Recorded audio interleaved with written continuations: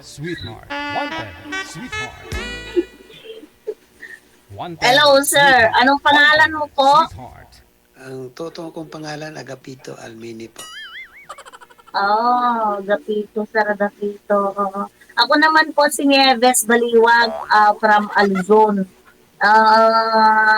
May dalawang anak, saka may pamilya na rin sila, dalawa. Mm, Kambal kasi ang una kong anak. sa akin naman dalawa lang, lalaki at babae. Puro na rin may pamilya. Mm. Ano ngayon ang pinagkakabaalan mo, sir? Dati, Ngayon po, ngayon. paano yung ano ko dati yung concentrate ako sa buy and sell ng palay. Ngayon gani. Yung ngayon, nagpatayo ako ng building para po rin. Nagpapatayo pa para pang parenta, ganon. Opo, Mm. bali siyam na block. Wow! Siyam na unit, parang ganon. Opo, Oh. Gani, hindi, ano, sir, sorry. Ang tanong ko, sir, yung ano yung pinagkakaabalahan mo ngayon sa buhay. Patayo gani Ayun, ng building. nagano ako ng ano, patayo ako ng building. Sa'yo yun, sir? O gani. Mm, maganda naman. Tapos may palayan pa ako naiwan ngayon is 14 hectares. Lapad nun. Ako naman, sir, sa akin naman, sir, sa kalukuyan ngayon, nandito ako nagtatrabaho sa Maynila, kasambahay. Okay lang. Dati akong sundalo. Nag-retire ako early retirement, nag-focus ako sa business. Ilang taon ka nag-retire, sir? 45 din? Wala lang, 22 years lang in 8 months ako sa serbisyo. Mm. Bali, ang edad ko nag-retire ako is 42 years old. Ang aga naman, sir. Oo naman, dahil nag-focus ako sa business. Sabagay. Okay naman na yan. Hmm. Pero okay lang ba sa'yo, sir, kung kasambahay yung makatapat mo?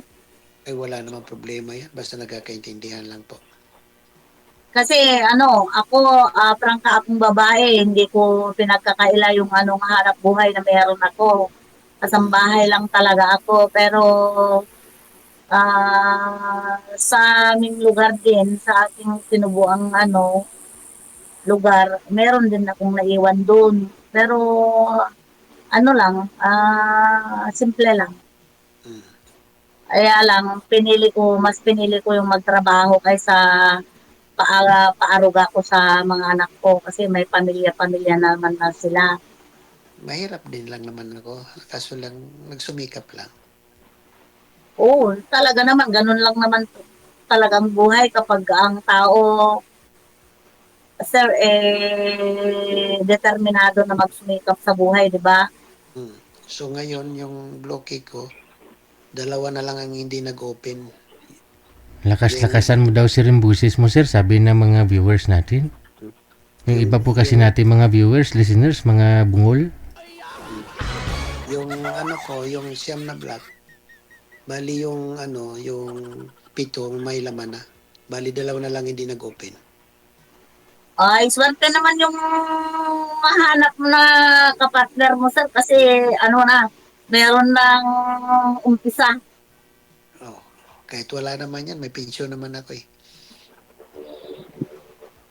Sa bagay. Pero sa akin, sir,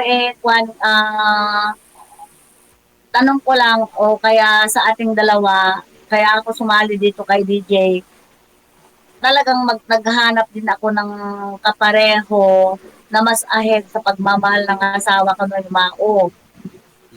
Kasi yung asawa ko talaga, sir, minahal ako talaga.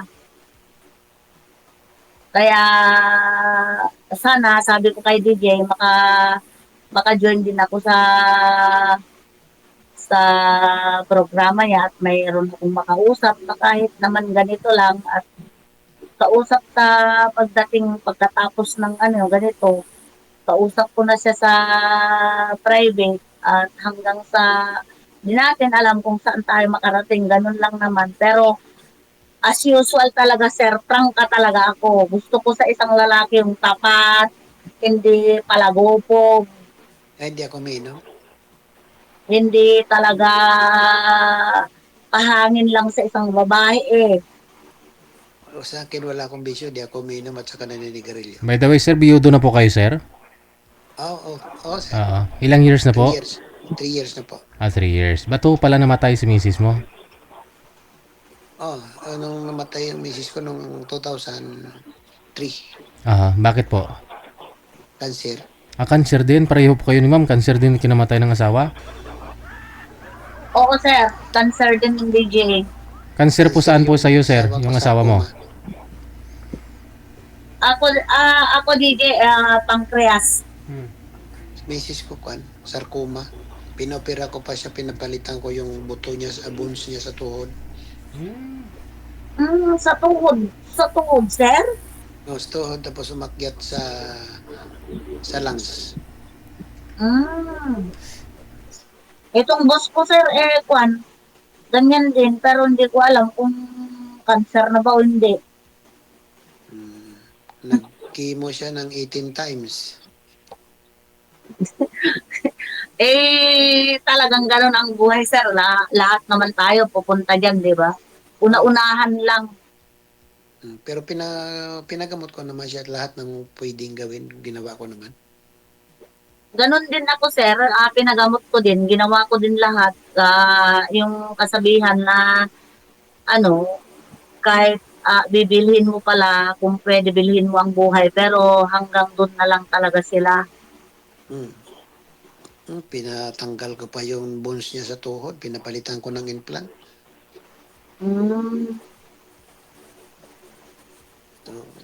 Okay naman, nadugsungan pa rin yung buhay niya. Pero hindi rin nung umakyat na sa lungs. Ako, sir, 1 week ko siya pinasok sa hospital, tapos 1 week pinalabas na kami ng doktor, tapos May 24 birthday niya, May 25 namatay na siya. Sa akin, nag-umpisa siya na mag-hospital 2019. Pareho pala tayo, sir. 2019, tapos namatay siya 23. 4 years yung sa'yo. Sakripisyo nyo, 4 years, sir. Balik-balik sa ospital. Oo, matugudugo yun. chemo. Magastos. Twice a month ang chemo. Ganon talaga ang buhay. Lahat naman tayo pupunta dyan. Kanya-kanya lang ang way na binigay ng Diyos, di ba? Kaya medyo... Mabuti hindi nasimot, sir, yung mga investment mo, mga pag-ari-arian mo. Kaya nga lumit na yung sinasaka ko. Dati mga 29 hectares yan. Laki. Nabinta mo na ho yung iba. Lahat siya sa akin yan. Sangla. Ganon din ako, sir. Ganon din ako. Kasi ako dati dito nagsusupply ng bigas sa Canlaon City. Bali, nagmimiling ako dati. Volume ang milling ko. So, ako nagsusupply sa city. Sir DJ, sama naman ng palad naming nagkatapat. Pareho pa naman kaming ganun ang sitwasyon. Nagkatapat kami sa DJ sa na parehas ang pinagdaanan. Nagkatapat naman kami, Sir DJ, sa Malay nyo, magkasundot kayong dalawa. Pero sa akin, Ma'am Nibis, wala kang problema, hindi ako binom simula. Hindi ako binom at saka sigarilyo. Ay, minsan naman ako, sir. Yung sabi ko sa'yo, prangka ako. Minsan kasi ako, spoiled ako noon sa asawa ko. Pero, paminsan-minsan lang naman na na-spoil. Pero, sa pag-inom, nag-iinom na noon yung asawa ko. Yung misis ko noon, pinapabayaan ko na umiinom din yun. Sa ako baliktad nga eh. Ay, ang bait. Kung sakali, sir, pag kuminom ako, okay lang ba sa'yo? Yung misis ko noon, pinapabayaan ko lang naman yun. Ay, swerte ko naman, DJ. Kung magustuhan ka. Pinapabayaan ko lang yun mamasyal. Hanggang kung saan gusto niya. Sa pagpasyal naman sa akin, sir, sa akin na ngayon, wala na kasi tapos na sa akin yung mga pasyapasyal. Pag Hindi. sa akin, kapag makakita rin ako ng ibigay sa akin ng second time ng Diyos, doon na ako magpo-focus. Mm. Ganun din ang ano ko. Kasi Bumawi din. patanda na tayo, di ba? Bumawi din kasi ako sa kanya dahil sa 22 years ko na serbisyo, lagi lang siya sa bahay. So, nung pag-retire ko, siya naman ang pinapapasyal ko. Ang mabuti, sir, hindi ka naisipan din ipagpalit. Ay, bahala siya kung ano. Basta sa akin naman, na maluwag naman ako sa kanya eh. Kasi karamihan yung mga sundalo, pinagpapalit din ng asawa. Tapos yung asawa din, pinagpapalit din ng asawa sa, sa bahay. Hindi, bago ako nagpunta ng Mindanao, pinatayuan ko siya ng bahay dito. Saan, sa Ormoc? Ang layo naman kasi. Negros Oriental po. Oo, ang layo sa Negros. Pero dream ko talaga makapunta sa Negros, Davao, Hindi Cebu. naman imposible yan dahil yung hapon nga napunta rito sa atin naman layo eh. Di ba si Sana DJ? mangyari ngayon nakilala kita, sir. Wala naman imposible. Baka ikaw ang answer ng mga pre ko na makapasyal ako diyan sa Davao, Cebu, Negros. Pero dream ko lang 'yun. Hindi ko naman sasabihin na ikaw ang instrumental ko para makaano ko. Pero dream ko talaga 'yun. Pero saan ka ngayon sa Maynila? Andito ako sa Ayala, Alabang, sir. Hmm. Ay, nandyan na. Nagtatrabaho ako. Pero ang bahay ng boss ko, ako lang dito nag-iisa. Nandyan naman yung mga pamilya ko sa Maynila. Saan po dito sa Maynila, sir? Diyan sa, Kwan, sa San Mateo, Rizal. Malayo din. Dito kasi ako sa Alabang, sir. Malayo din dito. San Hmm. Mateo, Rizal. Nandyan yung bahay ng kapatid ko, San Mateo. Hmm, Tatlo lang kami kapatid, puro lalaki. wala kang kapatid na babae. Wala po. Mabuti naman, sir, kasi minsan na mga kapatid na babae, minsan nagja-judge sa kung sinong mga kita yung kapatid nilang lalaki. Wala akong kapatid na babae. Tatlo lang kami. So, ito, nagkahiwa-hiwalay kami. Yung kapatid ko dyan sa Maynila. Tapos yung bunso namin, nandun sa Bicol, sa probinsya namin. Ano naman ang klase ng ano ninyo dyan, sir, sa ano ba yun? Ormoc Oriental? Negros. Ay, Negros. Anong klaseng taniman ang meron kayo po? Palay ba? Mais? Karamihan dito, gulay, palay, tubo. Sa amin kasi, sir, palay. Rice mill. Rice. Hmm. Malapit kasi kami dito sa Bulkan Canlaon eh. Mm. So, maraming gulay dito. So, Mga fresh. kung sakali, sir, makapasyal ka din naman dito sa Maynila, di ba? Oo. May tiyahin nga ako dyan sa Pangasinan, sa Binalunan. Kapatid ng papa ko. Kasi ako, sir, hindi, meron akong day off, pero ayokong nagde-day off kasi tamad akong mag-day off. Ang init-init kasi sa labas. Tapos talagang tinatamad ako. Ang ginagawa ng boss ko, yung araw ng day off ko, binabayaran niya. Hmm. Pag pumupunta ako dyan sa Maynila, dyan ako sa pinsan ko sa Sauyo, sa Novaliches. Mm. Ay, ang layo. Nakapunta na ako sa Novaliches noon, sir. Noon. Dyan ako lagi sa pinsan ko. Mm. So, Nakap- ano, So, baka naman yung mga anak mo, sir, against naman sila sa maghanap ka ng bagong kakilala o bagong Eh, asawa, baka sakali, ganun. wala pa man. Yung babae kong anak dito sa bahay. Dahil yung anak niya, yung asawa niya, seaman. So, baka Yung, naman mamaya, sir, sila naman ang balakid sa pagkaroon mo ng girlfriend o kaya asawa sakali. mm, depende naman siguro yan. Siyempre, hindi naman habang panahon, lagi lang ako lang mag-isa eh. Kasi talaga, sabi ko sa'yo, prangka ako, doon ako sa hate ako doon sa mga kung ayaw nila sa akin, sakali, hindi ayaw. Hindi ko naman nipipilit ang sarili ko sa isang tao kung ayaw. Oo naman. Baka yung mga anak ko naman, sir, wala ka namang problema kasi ano naman, kahit mga lalaki yung mga anak ko, nasa akin pa rin yung desisyon sa buhay ko. Tapos okay naman sila.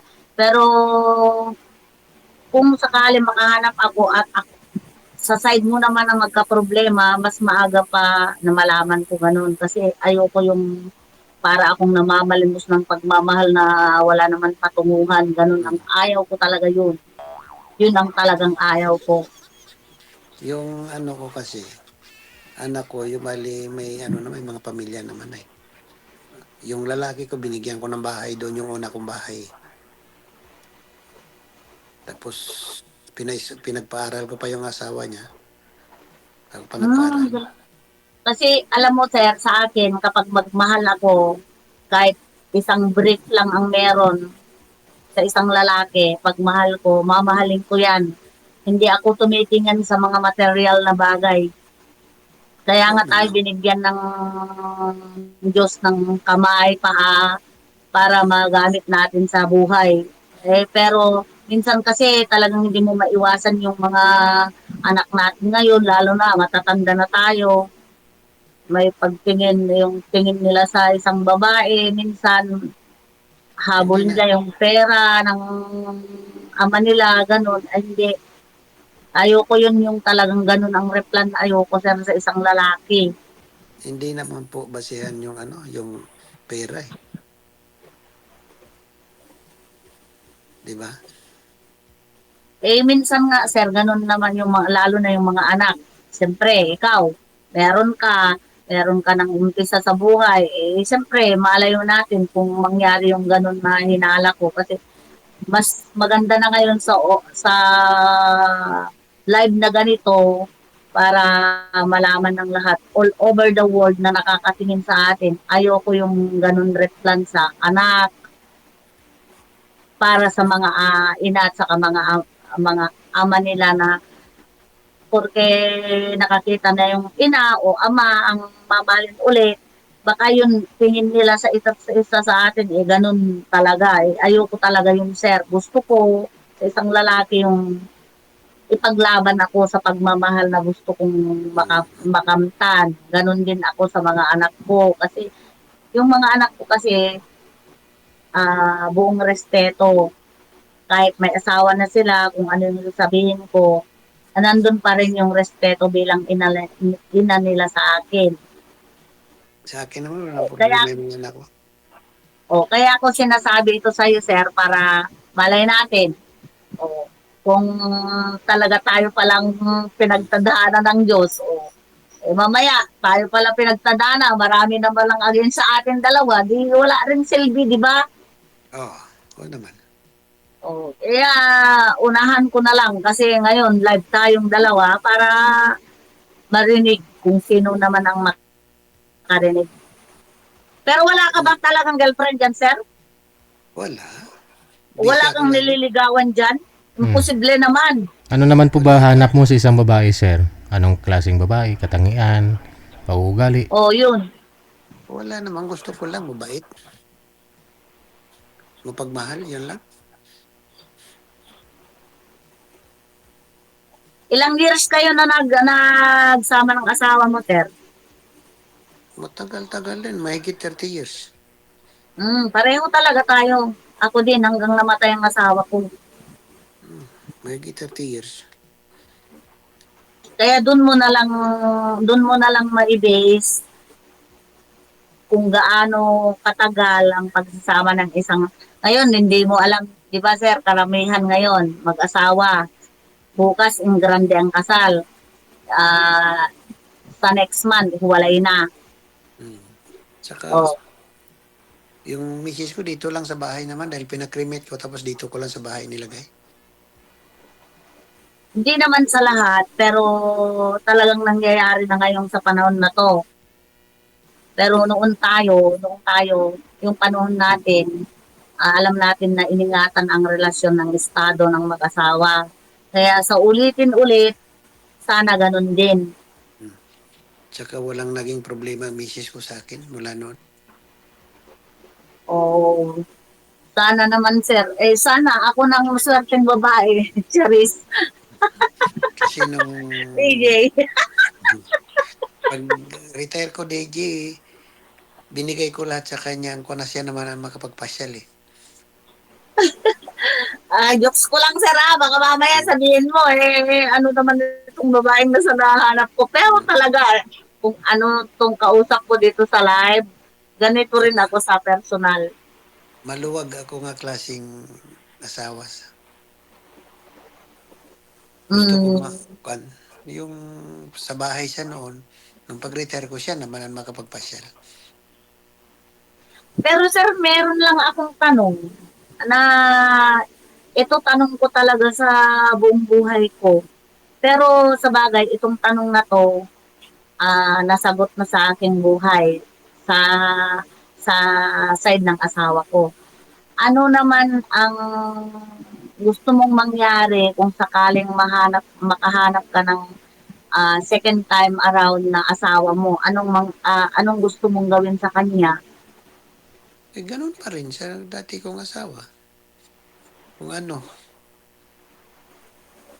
Kasi karamihan sir, 'di ba, naghahanap, hindi pa sila mahiya na kaya maghanap sila ng asawa para pagsilbihan. hindi. Sa akin nga eh, may katulong kami dito pag gising ko sa umaga ako pa nagluluto ng sarili kong almusal. Hindi Ngayon ko may naman katulong. hindi ko naman sasabihin sir na na wala akong alam sa loob ng bahay pero minsan kasi may mga iba na pinagmamayabang na kaya nga ako maghanap ng asawa dahil para ganito ganito. Minsan Hindi, hindi maiwasan na ganun, 'di ba? hindi sa akin naman mula noon si Mrs. pa nagre-request sa akin lagi na magluto. Oy, sana all. Oy, Hmm. mga girls. Oh, bet nyo na si Sir. Kaya pa nagre-request na magluto ng ano ng Pero humba. jokes ko lang, Sir. Alam ka naman, ibigay pa kita sa iba. Chari. Lalo na Ay, yung DJ, nasaan ka na, DJ? Hindi ligawan mo na, ma'am. Para di makuha ng iba. Ay, baliktad na, DJ. Alangan naman ako manligaw. Ay, Grabe ka naman, DJ. malamang kung gusto mo naman siya, ba't kailangan paligawan kayo? sa ano na lang yan, Sir DJ, sa Ibig sabihin, ma'am, gusto mo si sir? Hindi naman sasabihin kong hindi, DJ. Sana Oh. pagkatapos namin sa'yo, sana, kung makapag-usap kaming dalawa, Oh. alangan naman na, hindi, kung gusto naman niya ako ni Sir, alangan naman, Sir, pareho naman kaming widow. Oh. Di? Di ba, Sir DJ? Oo. so Ilocana pala kayo, ma'am. Oo, Sir, Ilocana. Ano nga klaseng Ilocano? Ilocanong pure. Hmm, Oo, pero Ilocana ako, lahat ng language, alam ko po. may nakakaintindi ako ng Wag lang sa Japanese. Kasi hindi pa ako nakakaintindi ako ng nakapag-aral ng Japanese. Kaintindi ako ng Ilocano dahil marami kong kasama na Ilocano. Marunong ka rin mag-Chinese, ma'am? Hindi nakakaintindi ako DJ pero hindi ako nakakapagsalita ng Chinese. Sandama. Naintindihan ko ang Chinese pero hindi ako nakakapagsalita dahil mahirap yung Chinese, Japanese, Sandama? ah, Sandama? Arabic sir, ayun, napag-aralan ko kasi nag-abroad ako noon sa Kuwait. Wala na ako dyan. Sa mga ganyan, mga kung ano, ang alam ko lang dito lang sa sa Pilipinas na mga language, may alam ako konti. Ano naman Oh, pong, iba. mga ilang taon pong babae, ilang taon po na babae sir ang gusto mo? Sa edad po sir, anong bracket? Ano pong minimum gusto mo sana, maximum na edad? Yung gagaya lang din sa akin. Gaya mo. Oo. Hindi pala ako allowed dyan, DJ, kasi 52 pa ako, 16 na si sir. Oh, Hindi yung gagaya ko rin hindi magkalayo ba? oo.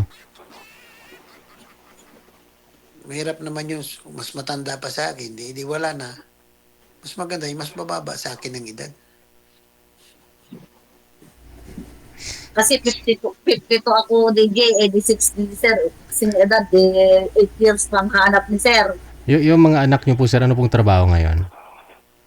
Sa akin, yung anak kong babae, dati ito sa call center, Oh, nung nagkasakit si mama niya, pinatigil namin. oo. Tapos yung lalaki ko, dati sundalo, umalis, nagpatuloy mag-aral. Oo. Ngayon, graduate na siya ng teacher. Mm. Pinapaaral ko sila mag-asawa. Mhm. Yung asawa niya, nagtatrabaho na ngayon sa Register of Deeds. Mm. RD. Ikaw ma'am, mga panganay, anak mo, I mean, dalawa po yun, kambal eh, no? Ano po mga trabaho? Ako DJ. Oo nga ni, anak mo kambal, ano pong trabaho? Yung isa DJ, security guard Mm. sa hospital. Tapos yung isa naman, nandito ngayon sa Maynila, nagtatrabaho dito sa caretaker din sa isang kumpanya. Oo. Sige. Yun lang, DJ. Nandito kaming dalawa mag-ina, pero yung isa na sa Cagayan. Yung babae ko Okay. kasi, pinatigil ko sa pagtrabaho dahil sima naman yung asawa. Tapos ginawa ko siyang sekretary ngayon. Magmamanage Siya ng business ninyo, sir. Mas maganda ho yan kung magkatuluyan kayo ni madam. Siya na lang ho yung gawin mong sekretary.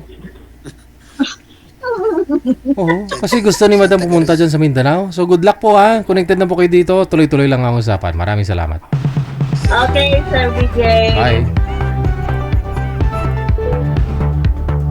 Maganda ho yan, no? Tahimik lang si sir. Si madam medyo madaldal. Kasi kung puro tahimik, no? Walay, na?